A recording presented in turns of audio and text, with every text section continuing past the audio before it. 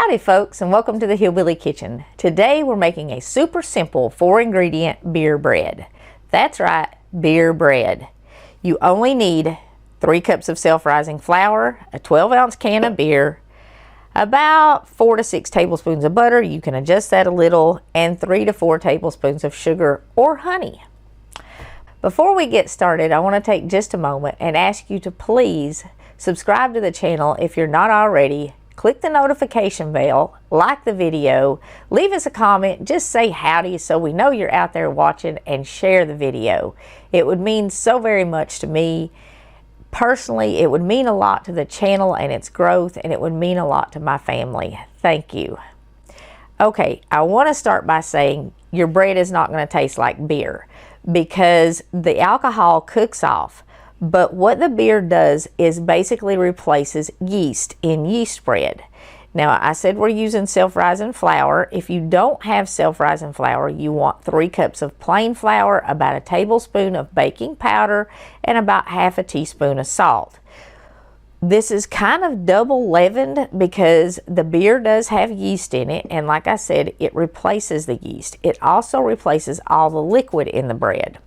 And the flavor of beer, the brand of beer, whatever the flavor it has in it, is going to affect your bread flavor because it's the only liquid in the bread. But I know nothing about beer flavors or beer. I've never liked that taste at all. And a lot of recipes recommend a dark beer. You know, if there's a flavor of beer that you like, if you're a beer drinker, I would definitely use that one. I chose Blue Ribbon because I grew up in the 70s and people were not only drinking it, but they were singing about it. Rednecks, White Socks, and Blue Ribbon beer. So, you know, we go back to what we know. Anyway, you want to start by sifting your 3 cups of flour. Now, if you don't have a sifter, you can go to the Dollar Tree and you can get one of those little metal strainer baskets, and that works as a sifter. It does take just a tiny bit longer, not much though, and it does about the same job. This sifter here has 2 screens in it though, which means it actually gets sifted twice. When you measure your flour, if you're not weighing it, which I could look up the weight, the most accurate way to measure it is to spoon it out in your cup or to pour it out of the bag into your cup. Because if you scoop it and then scrape it off with a knife, you're going to kind of pack it down. And what I did is I set my cup in top of my sifter and then I poured it in out of the bag and got a pretty accurate 3 cups. The only truly accurate way though to measure flour is to weigh it. But you don't really have to do that in this bread like we did when we were doing the sourdough. Okay. Now, you do want your butter melted. And there was also some recipes, a lot of recipes, that said mix up your flour and your sugar, which is what I just did. And then add your beer to it and pour that in your pan and then pour all the butter on top of it.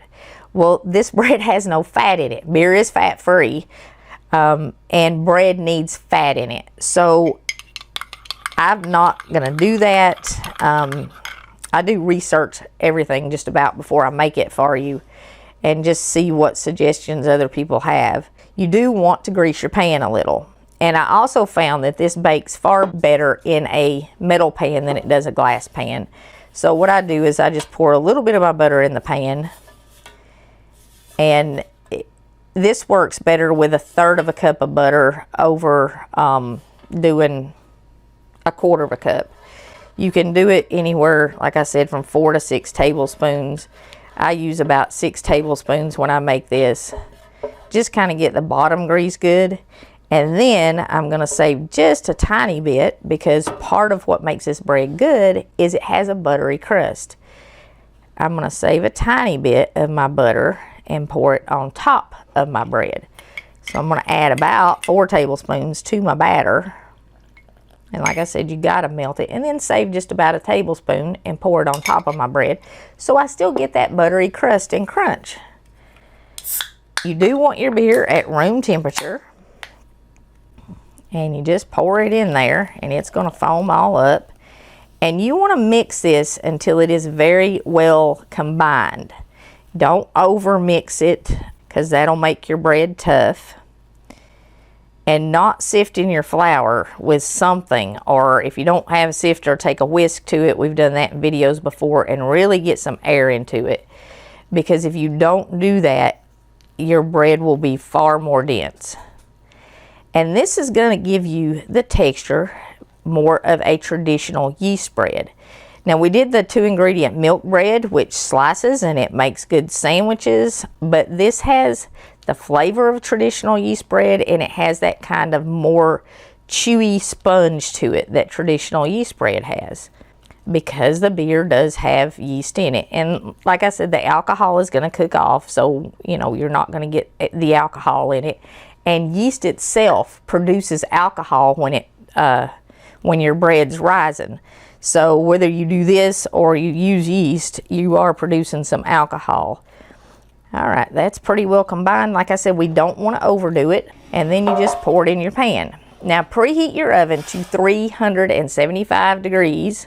Some folks bake this at 350. I think 375 works a little bit better because it is such a wet dough. You're not going to shape this and make it pretty. This would also make some really good dinner rolls because they would be like yeast rolls, but you'd have to bake it in a muffin pan. So if you need some quick dinner rolls and you want that flavor of yeast rolls, this would be an excellent recipe. Just divide it up in a muffin pan and bake it. The top is going to have a little bit of a texture. You can kind of see that. And then I just take my butter and I pour the rest of it on top, kind of spread it out a little bit. Like I said, so I get that buttery crust on the top like beer bread is supposed to have. And that is kind of all that there is to this. It is super simple. It actually mixed up about half the time it took the oven to preheat because I turned the oven on before I started talking to y'all, and it's still not preheated. We're still at only 341 degrees. You can add stuff into this bread. You can add any kind of spices that you like. If you were making some kind of Italian dinner, you could add in some Italian spices and maybe a little mozzarella cheese or just the spices. You know, add garlic and oregano and stuff in it. You can add in cheddar and jalapenos. A lot of people want a really good jalapeno cheddar bread. This would make an excellent jalapeno cheddar bread. Just add in about a cup of cheddar cheese and stir in some jalapenos and then drop a little on top and bake it. You could add in cinnamon and raisins to it, or even blueberries or something like that, some other kind of fruit. Now you're not going to get the swirl that you get with raisin bread where you roll it out and spread the cinnamon and raisins and then roll it back up and then bake it. But you could definitely put cinnamon and raisins in here. Some cranberries maybe, and you know, if you don't like raisins but you like cranberries and you want a fruity bread, you could do that. Any kind of dried fruit would work. This is a pretty versatile basic recipe that you can add a lot of stuff to, and it is a really good bread. It has that traditional yeast bread sponge, the traditional yeast bread flavor, and you saw how long it took to make. Now all we're going to do is we're going to put this in the oven for 50 to 60 minutes. It depends on your oven. It depends on the pan you're using. In a glass pan, it took about 60 minutes. In a metal pan, it took about 55 minutes in my oven. And you can stick a toothpick in it. Make sure the toothpick comes out clean. That's the only way I know to really tell it's done, because it gets golden brown way before it's done. So don't just look at golden brown. Make sure it's done in the middle. And it does take about 50 to 60 minutes. So let's put this in the oven and we'll see what it looks like when it's done.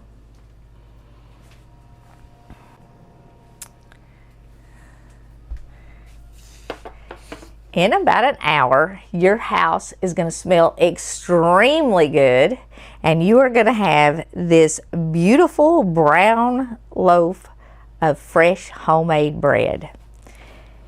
You want to dump it out of your pan pretty quick and put it on a rack to cool, and it comes out super easy. Don't let it sit in more than a couple of minutes. You want to get it out actually almost immediately after you take it out of the oven. If you leave fresh bread sitting in the pan to cool, it will get soggy and you'll lose that crunchy crust. Some people, though, don't want that crunchy crust, so they leave it sitting in longer. But you want to take it out pretty quick within a couple of minutes. Let it cool at least 15 minutes if you can keep everybody beat off of it before you slice it. If you try to cut it before 15 minutes, it's going to crumble everywhere. Any bread will. But I made this loaf here a couple of days ago, and you can see it's still quite spongy and soft, and that's what this bread has that other quick breads do not have, because it is actually a yeast bread. But there's no rise time, there's no kneading, there's no wait, just the time it takes to cook it. And literally it mixes up in a minute. It makes great sandwiches. This is a couple of days old, so it's going to be a tiny bit crumbly. And I've taken it in and out of the bag several times because everybody that's come by has wanted a slice of it. Even though it's a couple of days old, it's still fresh baked bread. And I broke the top. One of the things about fresh bread is don't slice it until you're ready to use it, because the slices, of course, dry out. And if you wait to slice it, it will be fresher and it will stay spongier like this. The other thing is, anytime you touch your loaf of fresh bread, when you're taking it out of the bag or when you're slicing it or whatever, make sure you wash your hands first. The number one cause of mold on bread is bacteria from our hands. So if you wash your hands before you touch it, it will last longer. You can freeze this. You can store it in the refrigerator for a little longer. Of course, putting it in the refrigerator or the freezer does kind of affect the texture. Make sure you thaw it out before you eat it. It's good for toast, good for any kind of sandwiches, and it makes absolutely wonderful grilled cheese sandwiches. If you have never had a grilled cheese sandwich or toasted cheese on homemade bread, you've got to make some of this just to make you a grilled cheese sandwich. I mean, it cannot possibly get any easier than this. Just stir and bake. It's almost impossible to mess it up. The only way you can mess it up is to not get it done. And fresh bread with just butter on it is, I mean, when it's still warm, give it the 15 minutes, let it cool off a little bit so you can slice it. And at 15 minutes, you're going to want to slice pretty thick slices because it will crumble if you don't. Once it gets cool, you can slice much thinner slices. Of course, unless you've been throwing it around on the countertop in a bag for 2 days, then the top's going to be crumbly or something's going to crumble. But it's not super crumbly. It does hold together really well. The crust, though, is going to be crunchy because we poured the butter on it. And, I mean, you can see it breaks and it doesn't, like, go everywhere. It's because I've been tossing it around. And the crumbliest part is going to be the crust because we poured the butter on top of it. And that's going to be the case the whole time you're eating it. But if you love the flavor of yeast bread, this is a good one. If bread is getting too expensive to buy, this is less than $2 a loaf. The beer's about $1 a can. The only other expensive ingredient in it is the butter. But you can get the butter and the flour for about $1. And, you know, the little bit of sugar that's in it, sugar's high, but you're only using a couple tablespoons. So you can make it for $2 a loaf. You can't even get cheap store brand gummy icky bread for $2 a loaf now. And like I said, it doesn't get any easier. So give this one a try if you love homemade bread, but maybe you just don't quite have the time or the energy to make it anymore, or the time or the energy to make it, period. Or you don't have the patience to learn how to make it, because making yeast bread is kind of one of those skills that you have to refine and work on. But this doesn't take any skill at all. This is definitely a beginner bread. And just changing the sugar for honey makes a massive difference in the flavor. So experiment with some stuff like that, and this is cheap enough and easy enough that you can add stuff to it and experiment with it and see what you like. Before we go, I want to leave you with Romans 1:16. For I am not ashamed of the gospel of Christ, for it is the power of God unto salvation for everyone that believeth, to the Jew first and also to the Greek. I want to encourage you to boldly proclaim your faith. In this very dark time that we are living in, and in this very dark world that we are living in, there are many, many people who are seeking salvation, and they are seeking the Lord. And you may be the only person they come in contact with. So please let the world know that Jesus is your Lord, and let the world know that your salvation is in the God of the Bible. Thank you so very much for joining us today in the Hillbilly Kitchen. Give this bread a try. It is absolutely wonderful on any kind of sandwich. Until next time, remember to put God first.